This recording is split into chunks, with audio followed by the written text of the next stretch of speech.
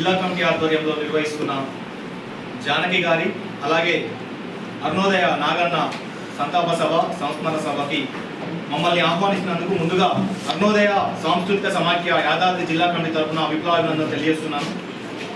ఇంతకుముందు అధ్యక్షుడు చెప్పినట్టు జానకి గారు సినిమా పాటలు పాడారు, సినిమా పాటలకు సంబంధించిన పాటలే పాడారు. మనము సంస్మరణ సభ జరుపుతున్నామని అన్న చెప్పారు. అంటే సినిమా పాటలు పాడుతూ కూడా ఒక ఏదైతే వివక్ష ఉందో ఆ సినిమా రంగంలో కూడా, అంటే దక్షిణ భారతదేశం అంటే ఆమె 55 ఏళ్ళు వచ్చే వరకు కూడా కొన్ని వేల పాటలు పాడిన తర్వాత కూడా ఆమె 55 ఏళ్ళ వయస్సులో ఆమెకి పద్మ విభూషణ్ అవార్డుని వాళ్ళు ప్రకటించారు.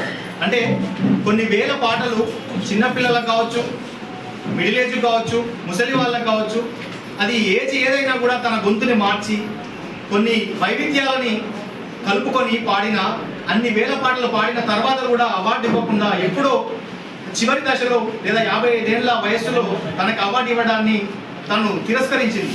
అంటే దక్షిణ భారతదేశం అంటే అది రాజకీయంగా కావచ్చు, సినిమా పరంగా కావచ్చు, అన్నింటిలో కూడా వివక్షణ అని తన గొంతునెత్తి ఆ అవార్డుని తను తిరస్కరించింది. అంటే కొన్ని వేల పాటలు కామ్రేడ్ చెప్పినట్టు దాదాపు 48,000 పాటలు రికార్డ్ అయ్యాయని, ఎన్నో భాషల్లో తను తన గొంతుని పాటల ద్వారా ఎంతోమంది హీరోలకి, ఎంతోమంది హీరోయిన్లకి ఆ సినిమాలు హిట్ అవ్వడానికి, వాళ్ళు లాభాలు గడించడానికి ఆ నిర్మాతలకి తన గొంతు ఉపయోగపడ్డది. ఇవాళ చూసుకుంటే తను చనిపోతే తను ఎక్కడైతే చివరి దశలో ఉందో ఆ రాష్ట్రం కర్ణాటకలో ఆ ప్రభుత్వం అధికార లాంఛనాలతో తన అంత్యక్రియలు నిర్వహించింది. కానీ తను మొదలైన ఈ తెలుగు ఇండస్ట్రీ కావచ్చు, తెలుగు ప్రభుత్వాలు కావచ్చు, ఆమె పాటలతో ఆమె గొంతుతో అభివృద్ధి అయిన తమ సినిమాల్ని విజయవంతం చేసుకున్న హీరోలు కావచ్చు, హీరోయిన్లు కావచ్చు, ఎవరు కూడా ఆ పెద్ద పెద్ద వాళ్ళు ఆమె అంత్యక్రియలకు వెళ్ళడాలు, ఆమెకు నివాళులు అర్పించడాలు, లేదా ఈ ప్రభుత్వాలు అధికార లాంఛనంగా ప్రకటించడాలు ఏది కూడా చేయలేదు.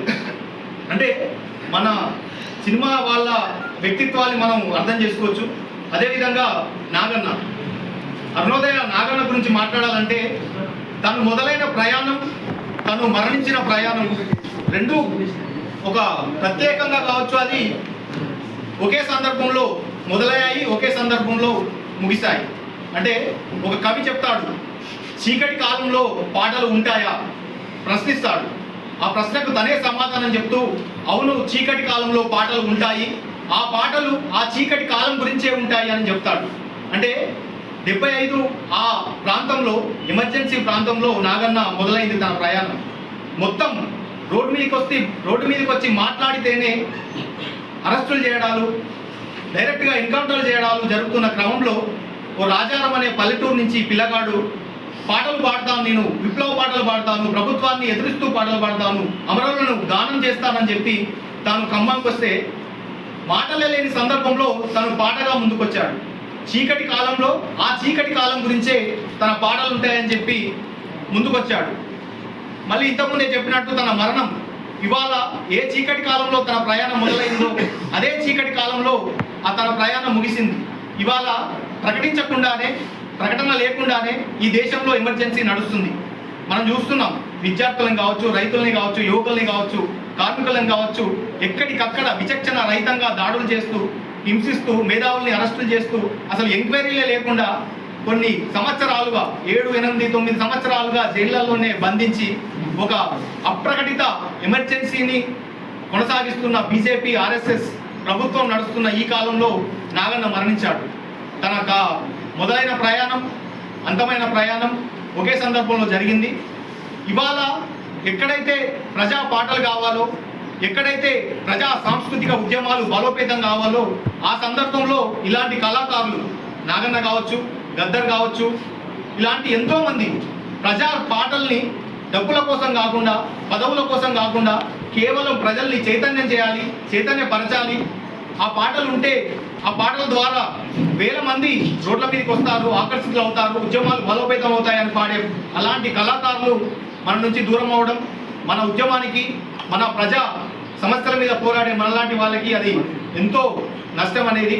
కాబట్టి ఆ ప్రజానాట్య మండలి అయినా, అరుణోదయ అయినా, ఇంకొక కళారంగం ఏదైనా కూడా, కళా సంఘం ఏదైనా కూడా ఇవాళ ఉన్న పరిస్థితుల్ని ఇంతకుముందు కాంగ్రెస్ చెప్పినట్టు ఈ పరిస్థితుల్ని ఎదిరించాలంటే మాట్లాడితే చాలా మంది మన మాటలు వినే పరిస్థితుల్లో లేరు. కాబట్టి వాళ్ళని అట్రాక్ట్ చేసే విధంగా మన కళారూపాలు ఉండాలి, మన కళా ప్రదర్శనలు ఉండాలి. అలాంటి కళారూపాలని ఆ కళా ప్రదర్శనల్ని ప్రదర్శిస్తూనే మన మాటల్ని వినే దగ్గరికి తీసుకురావాలి. ఎందుకంటే మన పాట ద్వారానే వాళ్ళు మన దగ్గరకు వస్తారు. మన దగ్గరకు వచ్చిన తర్వాత మన మాట ఏందో చెప్పాలి. కాబట్టి మన కళారూపాలని ఇంకా ఇంకా ఇంకా మెరుగుపరుచుకోవాలి. అలా మెరుగుపరుచుకొని ఇవాళ దేశంలో కొనసాగుతున్న ఆర్ఎస్ఎస్ బీజేపీ ఏదైతే ఈ మూడోసారి నడుస్తున్న ఈ ప్రభుత్వాన్ని మనం ఎదిరించకపోతే, ప్రజల్ని చైతన్యం చేయకపోతే రేపు ఇలాంటి సభలు పెట్టుకోవడానికి, ఇలాంటి సంతాప సభలు జరుపుకోవడానికి మనకు అనుమతులు ఉండవు. కాబట్టి ఏదైతే అప్రకటితంగా నడుస్తుందో రేపు ప్రకటించేసి దేశమంతా ఎమర్జెన్సీ అని చెప్పేసిన ఆ ఎమర్జెన్సీని ఎదిరించడానికి కూడా నలుగురు రోడ్ల మీదకి వచ్చే పరిస్థితి ఉన్నది. కాబట్టి నాగన్న ఇచ్చిన ఆశయాల్ని ఇలాంటి ప్రజా కళాకారులు ప్రజల కోసం పాడిన ఎంతో మంది కళాకారులని ఆదర్శంగా తీసుకొని ఇలాంటి కళారూపాలని ఇంకా ఇంకా పెంచుకోవాలని మనందరం కూడా అది ఏ ఐక్యమైనా ఏదైనా కూడా ప్రజల్ని చైతన్యం చేసేందుకు అందరం కలిసి పనిచేయాలని అరుణోదయ సాంస్కృతిక సమాఖ్య యాదాద్రి భువనగిరి జిల్లా తరఫున కోరుతూ మీ అందరికీ ధన్యవాదాలు తెలియజేస్తున్నాను.